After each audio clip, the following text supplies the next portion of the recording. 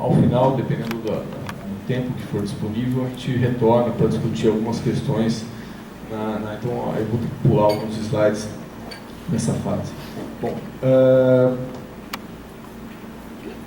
o GAEMA, com uma breve explicação, o GAEMA, que é esse grupo criado pelo Ministério Público em 2008, ele tem uma função de atuação regionalizada. Tradicionalmente, o Ministério Público atua cada um na sua comarca, né? Ou seja, você tem sempre um promotor do meio ambiente em cada uma das comarcas. Algumas comarcas grandes, como Campinas, tem 2 promotores do meio ambiente, mas o Ministério Público, a partir de 2008, criou grupos regionais de meio ambiente com a finalidade de tratar de questões que tenham um viés regional, ou seja, você sai daquela visão tradicional, reativa, de que ocorrendo um problema, você leva ao promotor do meio ambiente da comarca, para uma atuação mais proativa, voltada mais para o acompanhamento da implementação das políticas públicas nas diversas áreas ambientais.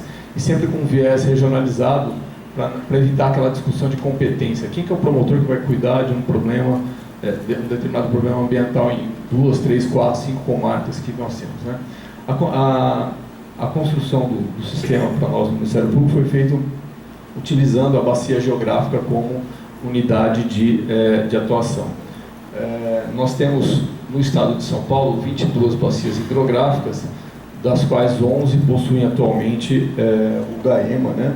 Essas são as cores onde existe o grupo de atuação especial. A nossa bacia, chamada bacia PCJ, está localizada aqui.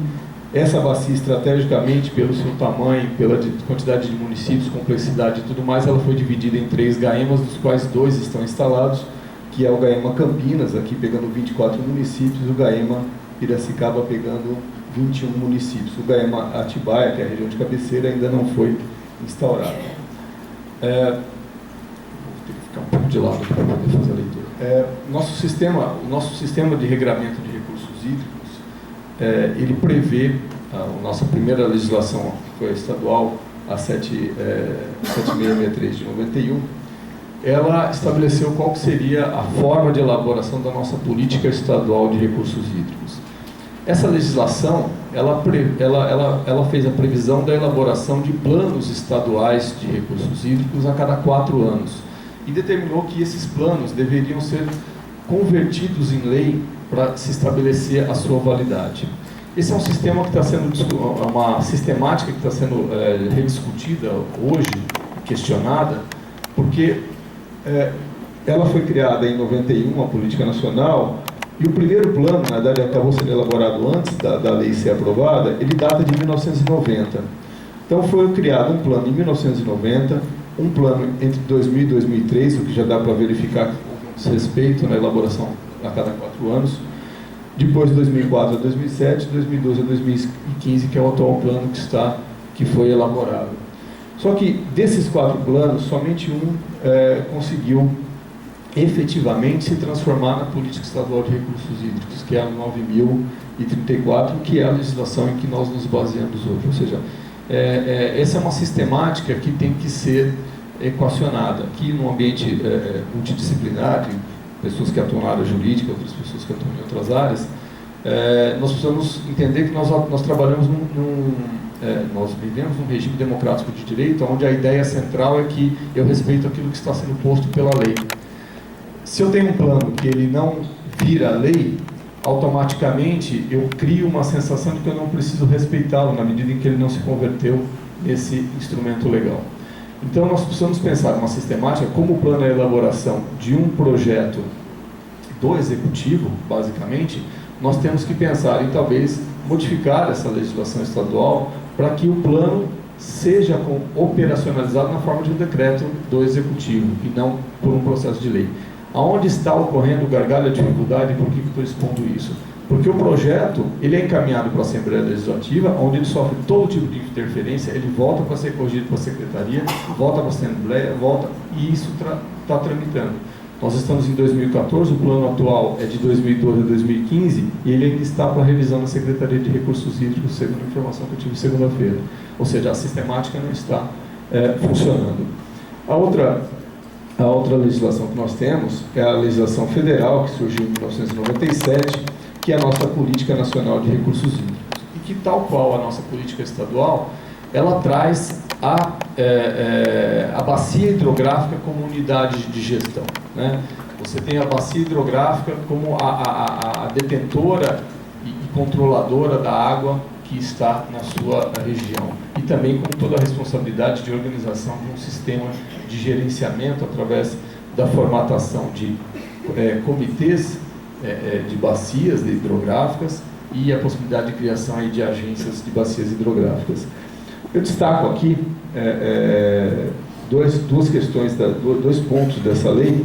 Um está nos fundamentos, logo no artigo 1º, que ele diz o seguinte: em situação de escassez hídrica, há um uso prioritário para a utilização da água, que é o abastecimento público e a dessedentação de animais. Ou seja, não se inclui na prioridade legal nem a agricultura e nem a indústria. E eu vou demonstrar por diversos mapas que seguem a essa fala, que nós vivemos numa região, a bacia PCJ, ela se constitui, se ela fosse um estado separado do Brasil, ela seria o 5º PIB aproximadamente do Brasil. Ela corresponde a cerca de 70% da população do estado de São Paulo. Ela tem alta concentração de indústria, alta concentração de população e toda a escassez de recursos naturais necessários. Isso, eu estou colocando já desde o início, mas vou pautar mais à frente da minha fala, em que nós precisamos, até na linha do que foi falado pelo palestrante anterior, o desembargador Torres de Carvalho, nós vamos repensar a forma de ocupação desse nosso espaço territorial, né? Nós vamos ter que abrir uma discussão, porque nessa crise, né, nós temos uma situação, né? O sistema Cantareira, falei que não ia falar dele, mas eu tenho que necessariamente expor essa questão. O sistema Cantareira foi um sistema idealizado para 2 anos de escassez hídrica, né? Nós estamos vivendo, lógico, um período fora da curva, como alguns dizem, mas nós estamos no mês de maio, né, utilizando uma reserva de fundo do reservatório, que tecnicamente não é uma reserva estratégica, como o governo fala, é um volume morto que tem uma finalidade aí para quem estuda hidrologia. Nós estamos usando essa reserva estratégica no mês de maio, quando ela deveria estar sendo utilizada lá para o final de outubro, começo de novembro, quando nós já teríamos passado pelo momento de escassez, ou seja, do período de estiagem, e quando nós estaríamos entrando, talvez, num período chuvoso. Por que eu trago essas informações para a gente refletir? Porque se eu tiver, e historicamente eu tenho, né, ou seja, períodos sucessivos de seca, né, os dados hidrológicos são baseados na pior seca dos últimos 84 anos, que eram 53 e 54, foram 2 anos seguidos de estiagem, né? Os dados todos estão sendo refeitos agora, porque nós estamos com alguns índices de 25, 30, 40% abaixo da pior média daquela época. Hoje é um dia fora ontem e hoje foi um dia fora dessa média. Mas o que nós temos uma situação que nós temos que equacionar dentro disso, que se nós tivermos um evento climático semelhante, e isso é imprevisível, né? A própria Agência Nacional, a ANA, sempre Vicente Drou fala isso, a previsão de tempo no Brasil, ela vai no máximo até 15 dias, 10 dias, 15 dias, né? Essa chuva mesmo de ontem e hoje estava prevista para amanhã, né? Da semana passada estava prevista uma chuva semelhante e desviou, ou seja, nós não temos esse dado tão equacionado. Então, se nós tivermos uma situação de uma seca, não igual, mas talvez uma estiagem parecida, no período de chuva, como aconteceu nessa gestão, nós vamos ter que fazer uma escolha. Qual é a escolha? Como que nós vamos utilizar a pouca água que nós temos na bacia? E como nós vamos dividir essa água, a legislação já nos fala, ou seja, nós vamos utilizar para o abastecimento público, nós vamos utilizar para a dessedentação, ou seja, para o abastecimento de criação de animais. E aí eu coloco a reflexão do que eu disse um pouco atrás. Como que eu vou cuidar do quinto ou sexto maior PIB, alguns falam quinto ou sexto maior PIB do país, onde eu vou ter que fazer a escolha de que indústrias vão ter que parar de captar num determinado período por falta d'água. Nós tivemos recentemente, por exemplo, claro, a Ródia, uma grande indústria petroquímica da química da nossa região, ficou parada dias aí no mês de fevereiro por falta de água. Nós temos indústrias na região de Americana apenas para ter um dado de grandeza, que captam 3 metros cúbicos por segundo no seu processo industrial. Campinas capta para 1.200.000 habitantes a outorga de 4,2, 4,3. Ela tem captado agora, na época de crise, 3,7, 3,8. Ou seja, eu tenho uma única indústria que capta próximo ao abastecimento de uma cidade de milhão. Nós vamos ter que, dependendo do que acontecer, que debater isso. Isso de que fazer essa escolha socialmente, né? Nós temos municípios, por exemplo, como Valinhos, eu estive ontem lá num evento, que está há mais de 100 dias. Eles começaram no início de janeiro a fazer o racionamento, né? Então, 2 vezes por semana, algum bairro da cidade fica lá cerca de 18 horas sem água. E lá tem grandes indústrias, né? E questionando o Departamento de Águas ontem lá no evento, o presidente, eu falei, como é que essas indústrias são abastecidas, né? Ele disse, a grande maioria tem poço profundo próprio. Bom, a lei não disciplina se essa prioridade da água, se o poço foi perfurado por você ou não. A água ela é um bem de uso comum, público, e a autorização de retirada é mediante um instrumento que nós chamamos de outorga. Então, eu coloquei isso na discussão de Valinhos, até que ponto nós temos que discutir se essa água utilizada no processo industrial não precisaria ser revertida para o abastecimento da população que está há 100 dias em racionamento. Isso é uma discussão que tem que ser, não estou dizendo qual que vai ser a aplicação agora, estou dizendo qual é a discussão que nós temos que ter enquanto sociedade, enquanto discussão de crise hídrica. Tá? E a outra questão, né, é que aí está dentro dos objetivos, que é a prevenção e a defesa contra eventos hidrológicos críticos de origem natural decorrentes de uso inadequado de recursos naturais. Ou seja, um dos objetivos da nossa Política Nacional de Recursos Hídricos era evitar exatamente o que nós estamos vivendo. Então, nós precisamos, mais do que achar culpados, nós precisamos achar os erros para um planejamento futuro da nossa bacia. Essa semana, numa roda de trabalho na Fiesp, o professor Rubem Porto, que é um especialista em hidrologia da faculdade da USP, ele nos narrou um fato lá no evento. Ele disse o seguinte: logo após o 11 de setembro, né, nos Estados Unidos, lá em Nova York, o prefeito à época, não lembro o nome dele agora, Bloomberg, se não me engano, prefeito na época de Nova York, ele convocou um pool de especialistas para responder a uma questão, sem colocar qual que seria, né, livremente, qual que era o maior risco que Nova York correria, né?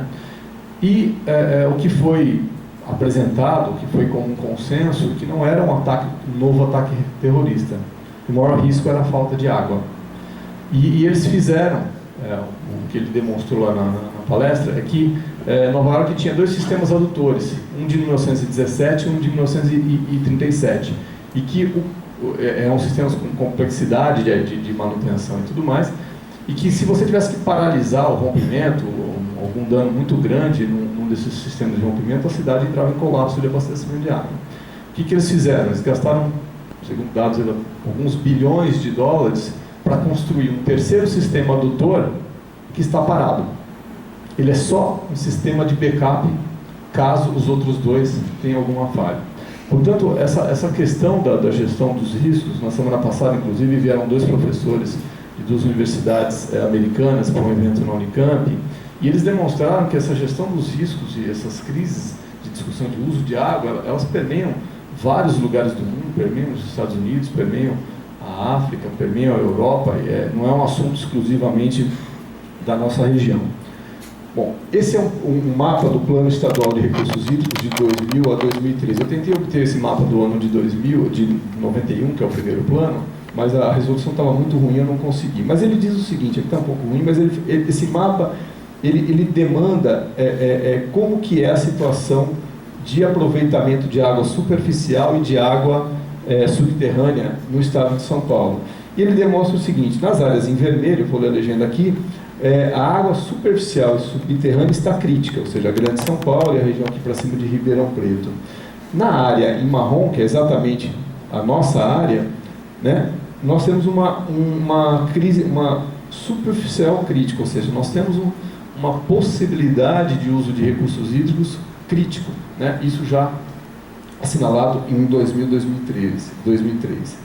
Esse é um mapa já do nosso plano de 2012 a 2014, onde ele demonstra as áreas potencialmente críticas para a utilização de água subterrânea. E aqui, novamente localizando a nossa bacia, nós vemos que nós temos áreas de alta vulnerabilidade, ou seja, crítica na utilização de água subterrânea, e nós temos áreas com potenciais restrição de controle.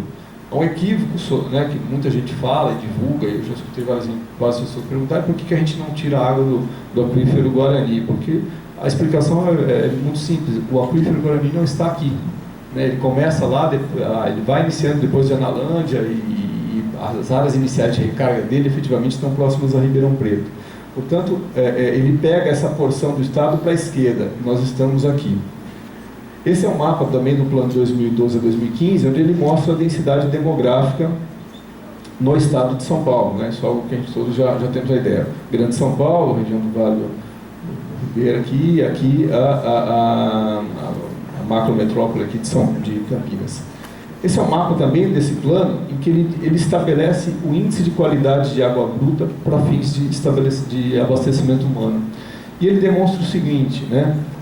Os pontos em vermelho é quando o índice de qualidade de captação de água bruta está ruim.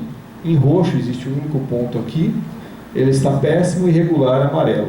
É possível perceber que a maior concentração no estado de São Paulo de índices de qualidade ruins, regulares ou péssimos, o único péssimo na verdade, está na bacia do PCJ, né? Que é essa nossa bacia aqui, né? Portanto, nós estamos nessa porção aqui, a chamada bacia do PCJ, do Rio Piracicaba, Capivari e Jundiaí.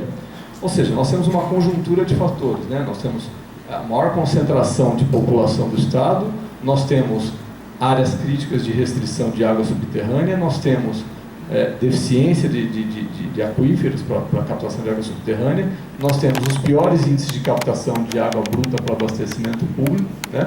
É toda uma conjuntura de fatores de forma única, né? Apenas dados que eu já citei, algumas coisas. A nossa bacia ela tem 69 municípios, sendo que 64 em São Paulo, são 5,53 milhões de habitantes, uma demanda de água deficitária, porque a demanda é 34 e a disponibilidade é 37 metros cúbicos por segundo, aproximadamente 5% do PIB nacional, índices de coleta de esgoto de 85%, de tratamento de 59%.